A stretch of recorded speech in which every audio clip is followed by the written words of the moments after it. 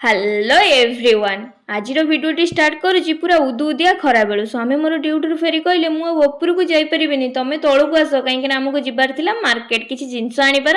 ତ ସେଠୁ ଆସିଲା ବେଳେ ଆମେ ଚିକେନ ଆଉ ଚିଙ୍ଗୁଡ଼ି ନେଇ ଆସିଥିଲୁ, କାହିଁକିନା କେହି ଜଣେ ସ୍ପେଶାଲ ଆଜି ଆସିବାର ଅଛି, ଆଉ ତା ସାଙ୍ଗରେ ଟିକେ ସ୍ପେଶାଲ ଆଇଟମ୍ ନହେଲେ କ'ଣ ହବ। ସେଥିପାଇଁ ଆମେ ସ୍ୱାମୀ ସ୍ତ୍ରୀ ପୁରା କଷାକଷ ଜୋରସୋରରେ ଲାଗି ପଡ଼ିଛୁ। ମୁଁ ଏଠି ଚିକେନ ପକୋଡ଼ା ପାଇଁ ପ୍ରିପାରେସନ୍ କଲାବେଳେ ଆୟୁଷ ତାଙ୍କର ଚିଙ୍ଗୁଡ଼ିର ଚୋପା ଛଡ଼େଇ କ୍ଲିନ୍ କରିଦେଇଥିଲି, କାହିଁକିନା ଚିଙ୍ଗୁଡ଼ିର ଆଜି ଟିକେ ଷ୍ଟିକ୍ ବନା ହବ।